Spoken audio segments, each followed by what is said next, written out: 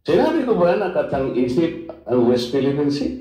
I said I stand by the statement of the President. I did not mention you said it. Meron kang katang-isip na sinabi din. Eh. To whom are you referring that? No, sir. The katang-isip phrase was the President's statement during his SONA. I just merely restated the statement of President Bongbong Marcos. Kaya nga, you are now in SONA. Kaya mo lang nilabas yan after I said that there is no such thing as West Philippine Sea, but that is in context of the fact that it is not yet registered in the International Hydrographic Organization. Alam mo, Commodore, ang procedure. YouTube, sabi po ninyo kanina, lahat ng election misinformation, katulad po ng mga contents that might negatively impact free and fair democratic elections, ay tinatanggal po ninyo, sir. Tama po. Mr. Chair, certain types of election misinformation po, Mr. Chair. Kasi po ngayon, actual po yung nangyayari sa akin. Ako yung binabas po ng, hindi naman po masyadong marami. Ngunit dahil nga po doon sa pagkakasabi ko na there is no such thing as West Philippine Sea. Meron pong isang Commodore na tumawag sa akin na traitor. Do you understand, attorney, the word traitor? Yes, Mr. Chair. Yun ba ay shocking? Yun ba ay incendiary? Yun ba ay demeaning or inappropriate language for a member of Congress like me?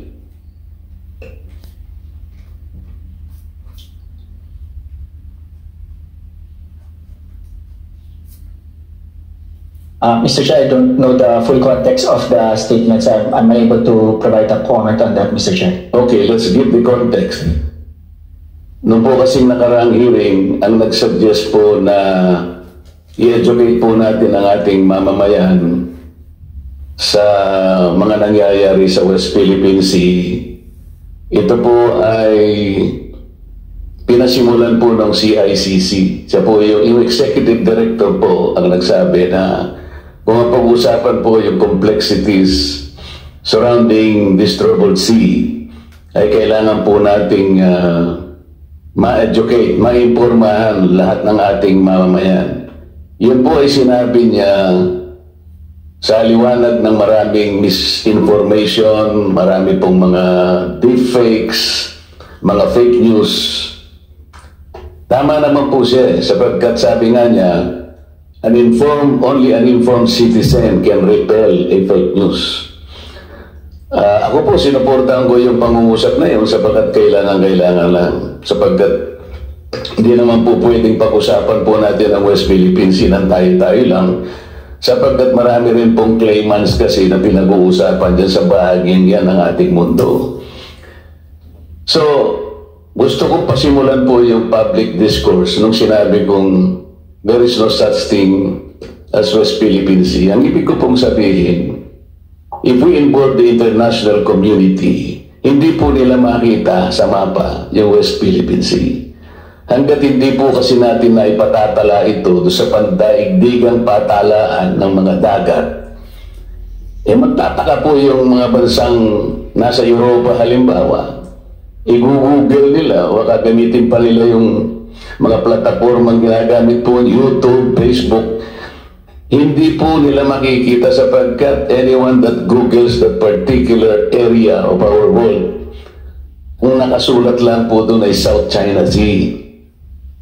Hindi po naman nangangahulugan na pag sinabi natin South China Sea, pag-aari na ng China yon. In the same manner, Mr. Chair, yung Indian Ocean, hindi po pag-aari ng India yon. Yung Gulf of Mexico, Mr. Chair, hindi rin pag-aari ng Mexico. Ang ibig sabihin, gusto po nating iklaro lahat sapagkat ayaw nating payagan na magkakaroon ng misconception, miscommunication. Ang West Philippine Sea tayo po ang kumilala. Tayo lamang po. Kung tayo lang naman po rito, wala na po tayong kasamang ibang bansa, okay na po sana yon. Hindi po pwede yung gano'n sapagkat lalo na ngayon, pinag-uusapan nga po yung panig ng mundo na yan, ayaw nating masabi man lang ng ibang bansa, ano ba yung pinagkakaguluhan na ito? Bakit hindi namin makita yung West Philippines? Kasi hindi nga po nakatala. Ang patalaan po, Mr. Chair, yung tinatawag lang International Hydrographic Organization. Ayun po yung isang Commodore, tinawag po niya ako na traitor. Nang hindi po niya tiningnan yung konteksto ng pinag-uusapan. Bakit po hindi nyo ipaliwanag sa buong mundo na pinatatala na natin yung West Philippine Sea pero hindi natin maitala-tala? Matagal na pong panahon na pilit natin ipatala, hindi pa po na ipatatala. Kaya sa ngayon, hindi po nire-recognize. Tayo lamang po yun. Mr. Chair, yun pong sinasabi nating West Philippine Sea, ito po yung bahagi ng ating exclusive economic zone. Atin po yun, for the record, kinakailangan pong malaman ng lahat. Atin po yun, kahit anong mangyari, we will fight anybody to the last drop of our blood. Atin yun, yun ang ating exclusive economic zone. May pangalan o walang pangalan, atin yun. Pero yung isang Commodore na masyadong emotional, tinawag niya akong traitor, Mr. Chair, nang hindi po niya naiintindihan ang pinanggalingan na pinag-uusapan dito. Pwede po ba tayong gumawa ng kalye, tayo-tayo lang, nang hindi natin ipatatala sa barangay o kaya sa munisipyo? Pagkat pumunta ron si Honorable Barber Sene, sakay-sakay ng isang tricycle. At iwi-wish niya yun. Sapagkat ang gumawa lang doon si Congressman Patuano, sarili niya lang. Hindi niya makikita yun, maliligaw yung tao. Yun ang ibig ko po sabihin. Ilagay po natin sa konteksto ng pangmundong pag-uusap ito. Hindi po tayo nag-iisang bansa lang sa daigdig. Yan po yung ibig ko sabihin. Kung mag-google po, o kung magbablog po yung mga ibang mga tao at ipipilit nila na si Congressman Marcoleta, maka-China pala ito. Mr. Representative po ng YouTube. Kasi pag tinignan niyo po yung YouTube, lilitaw yan. Marcoleta pro-China. Paano po ninyo ipaliliwanag sa tao na hindi po ako pro-China? Ano yun po lumalabas po, tinignan niyo po yung YouTube. Lalabas po doon ewan ko sino po yung gumawa niya, pero maliwanag na talagang election misinformation, Mr. Chair. Lahat kanya ng kandidato ko, senador ng PRRD, ay financially supported by China. Nandiyan po kayo sa YouTube. Lahat po niya siguro nakikita niya na. Paano po ito, hindi po niya ite-take down itong mga contents na ito, sir?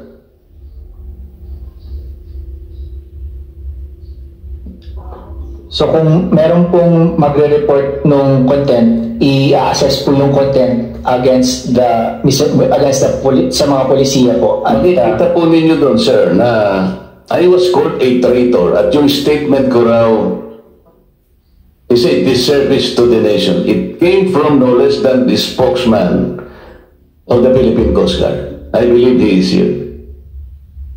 May I request, Mr. Chair, that the Commodore sit in front or near us because there is still a vacant seat here between the Honorable Franz Castro and Yusek Nicolas Felix. Could you please occupy this seat, sir? Yes, kindly accede to the request of the Honorable Marcoleta.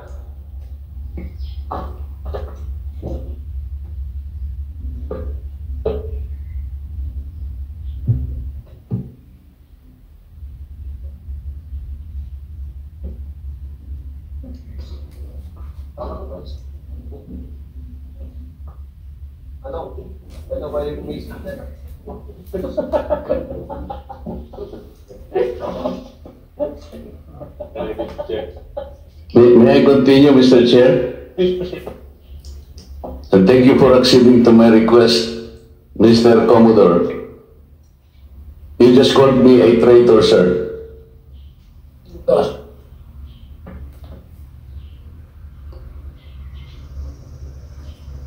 Nasa Facebook po, nasa social media. Mr. Chair, with your permission. Buti tinulit mo, Commodore. Bago ka sumagot doon sa tanong niyang Juan, patapusin mo muna yung legislator and then you wait until you are recognized by the chair, okay? Yes, sir. Thank you. Yes, sir. Please proceed. You said that you did not say that I am a traitor, but it is in the social media. Did you take an effort to clarify that so that you could not mislead people because they might believe that you have said that? It is only now that you are disowning this statement. Mr. Chair. Mr. Chair.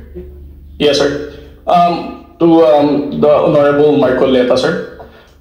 Let's put it on record. I did not use the word traitor in describing your statement that the West Philippine Sea ay katang-isip lamang po. Let me read my post on X.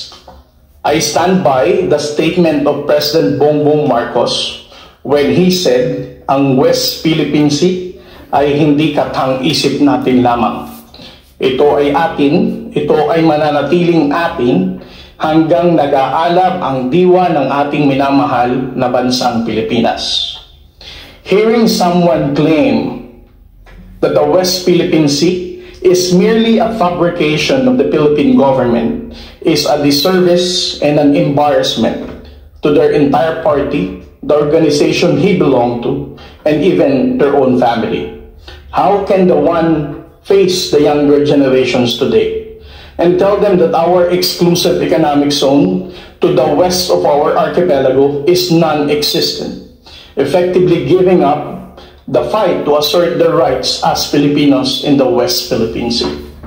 Mr. Chair, sinabi ko ba na katang-isip ang West Philippine Sea?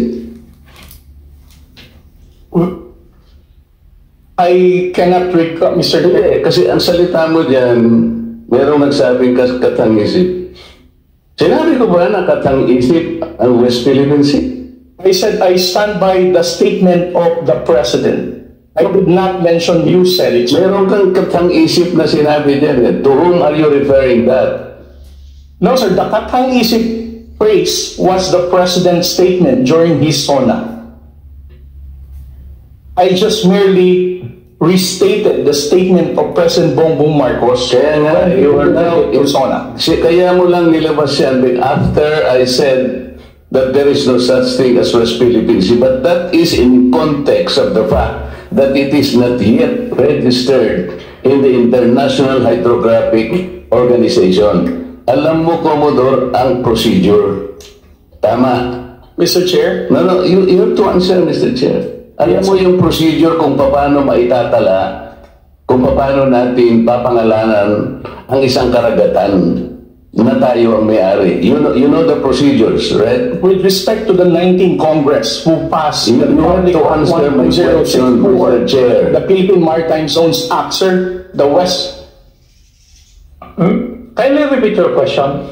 You know, Commodore, the procedures on how we can register the name of a maritime area that we control or that we believe it is ours. You know the procedures on how to register it. Okay.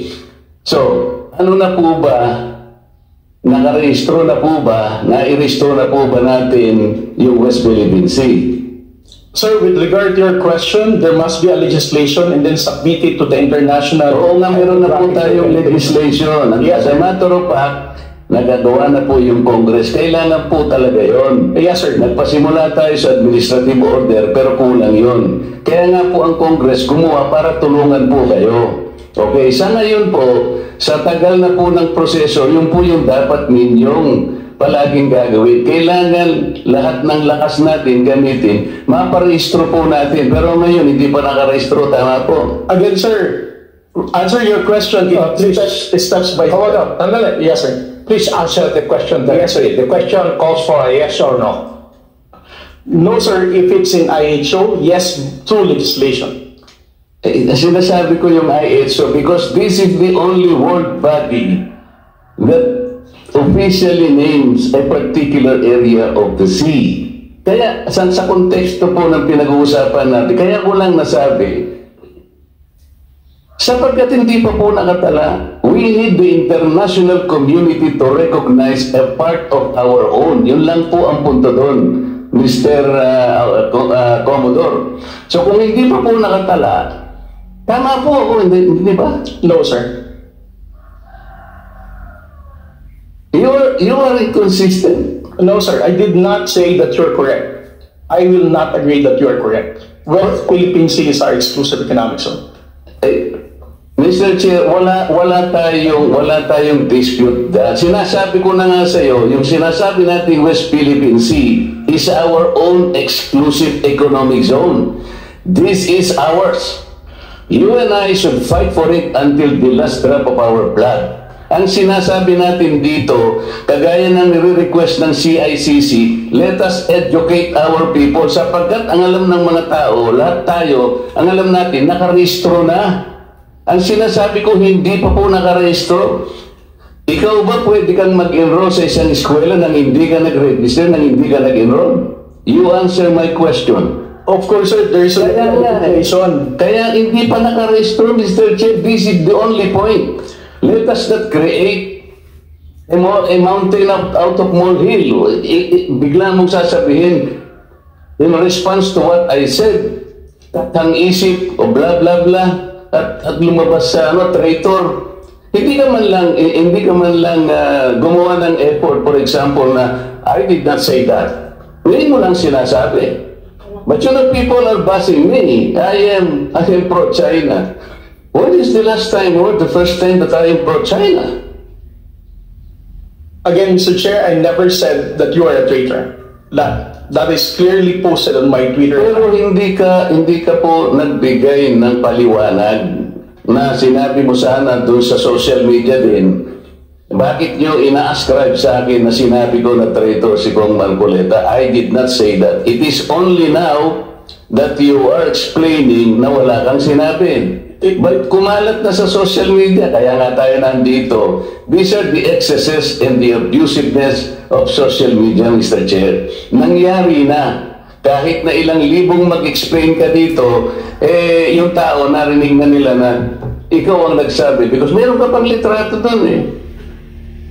Mr. Chair, nobody has ever asked me whether you are a traitor. This was only the first time that I was asked whether you are a traitor or not. You are not even aware na sa social media sumabog yun. Nandun yung litrato mo and the claim that I am a traitor. Ngayon ka lang nagpapaliwanag na I am not a traitor. Pero nangyari na yun. Mr. Chair, I don't think that I'm under in any obligation to respond to all those social media posts by bloggers, media influencers. Siya muna. Sabi niya wala siyang obligation. Finish your statement. Yes, sir. Mr. Chair, Honorable Marcoleta, sir, I think I am no under obligation to tell all the social media influencers, to bloggers, defend your name, tell them that you are not a traitor. Again, I did not mention that you are a traitor. Those words did not come from me. Why would I go to the extent of defending you and you are running for Senate? I might as well be interpreted as running for supporting somebody for public office. Mr. Chair, clarifying something that is wrong is not political. Thank you, sir. Commodore, ang tinatanong lang ni Honorable Marcoleta that merong lumabas kang statement. Siguro, binigyan ng interpretation ng ibang bloggers at nasabi na traitor si Honorable Marcoleta. Ang tinatanong niya is, unang-una, alam mo ba ito na gano'n na nangyari? Will you know? No, sir, because when it became a social media popular post, I was not here in the country. I was actually in the official business outside. So when did you come to know about this? I only came to know about it when Congressman Marcoleta called me Gago and Mangmang in one of his interviews. So when was that?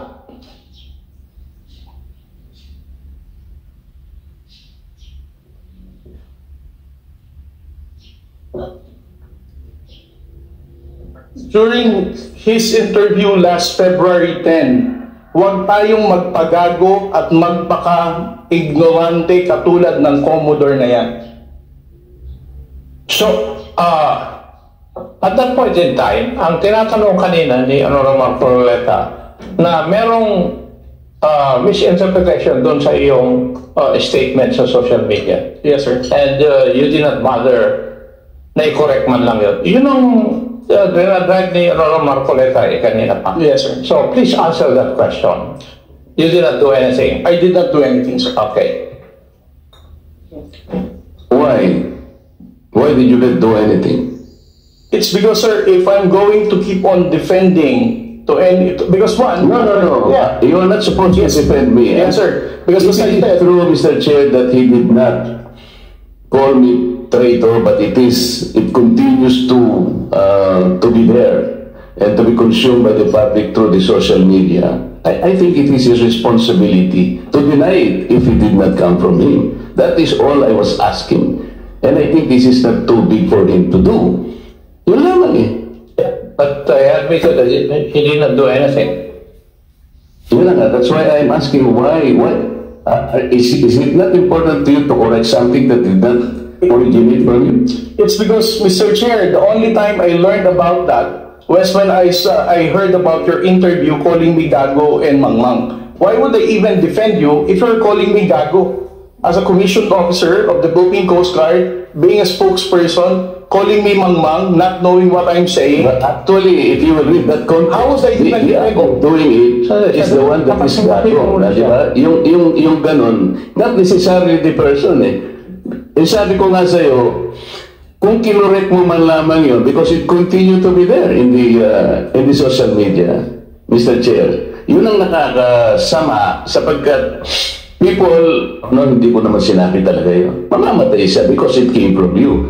Pero pag hindi mo sinabi at you continue to be silent, akala ng tao, sinabi mo. So that is the problem, Mr. Chair. And I think we are hearing this in order to correct the misconception and misinformation because it continues to spread. If you get the point, Commodore, Mr. Chair. Mr. Chair, again, sir, kung bakit ko po hindi binawi ay dahil nalaman ko lamang po itong balita na ito na nag-spread siya nung nagpa-interview po kayo na ginagago niyo po ako. As a human being, how would I defend somebody na ginagago po ako sa public interview? Mr. Chair, kung titignan mo yung konteksto ng pagkakasalitaan, hindi ikaw ang ginagago. Ako ang ginagago. Ang sinasabi ko rito, let us defend our own nang hindi tayo nagiging gago o kaya nagiging emotional. It's actually hindi sa tao eh. Kung hindi yung act na halimbawa wala tayong ginawa o kaya sinabi natin. Kasi nagmumula ako, Mr. Jet, sa pagkakasabi na hindi man lang tinignan mabuti saan ba nang galing itong narrative. Ngayon, i-explain ko nga sa'yo, Commodore, ito yung nangyari doon sa pinagsimulan na dapat nating i-educate ang ating mga kababayan. Yun ang pinagmulan doon. So it is not disservice.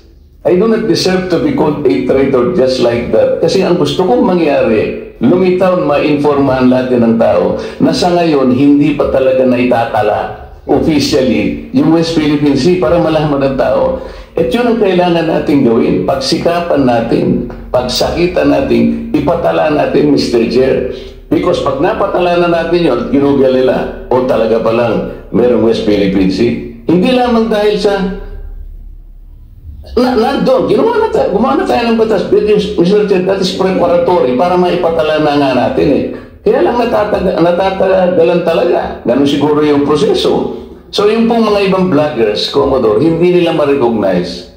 Kaya example ko kanina, ginugoogle, wini-waste ni Congressman Barbers, yung kalye na nirestore na ginagawa-gawa lang ni Congressman Paduano, hindi po niya makita. So nagkakaroon ng confusion. So, the tendency to be misinformed proceeds from the fact na hindi pa talaga na ipatala, sir. That's the only point. Mr. Chair, kung babalik po sa Google, Mr.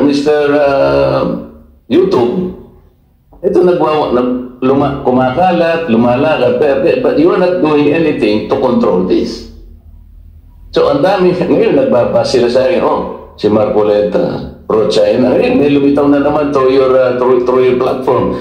Lahat po ng senador na kagrupo ni ganito, lahat po sila ay pinoponduhan po ng China. Nandito ngayon. I will show it to you before you leave, sir, na lumilitaw na naman dito. So kasama po ako doon sa grupo na yon na pinipinance ng China. Ganun po eh. So it becomes now an election misinformation that will impact on the credibility of the election. Maaari ma-mislead po na naman ang mga tao. Yun po yung ating gustong ayusin. Yung misconception and misinformation. Lumitaw lamang po kasi sa kawalan ng information na hindi pa po natin naipatala, Commodore. Hindi pa nakatala talaga officially. Tayo-tayo po, walang problema eh. Kung tayo-tayo lang. Sapagkat yung bahagi na yun ng ating karagatan, may pangalan man yan o wala. Sabi ko nga sa iyo kanina, tayong dalawa ilaban natin yun hanggang sa huling patak ng ating dugo. Atin yun at walang makakapagbabago nun. Ang problema, nagkakagulo tayo because of that misconception. Walang masamang tinapay doon, Mr. Chair. I want to explain that. Ngayon, ako nagpapasalamat ako sa iyo at sinabi mo ngayon, naliwanagan, na hindi mo pala sinabi yung I am a traitor. So, salamat kahit nahuli. Sabi nga natin, Mr. Chair, huli man daw at magaling, nayahabol din. Kaya lang ang problema ko ngayon, Mr. Chair, yun pong kumakalat na akala nila sinabi mo. At lumaki nga, sapagat siguro, dahil medyo nasaktan naman ako, nakapagsalita ako ng huwag nating depensa ng sariling atin na magiging emotional tayo o kaya nagpapakagago tayo.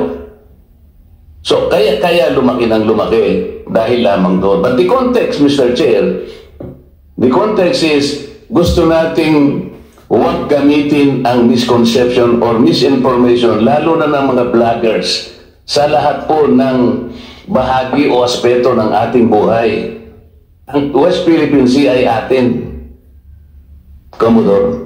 Yes. Because this is the exclusive economic zone of the country.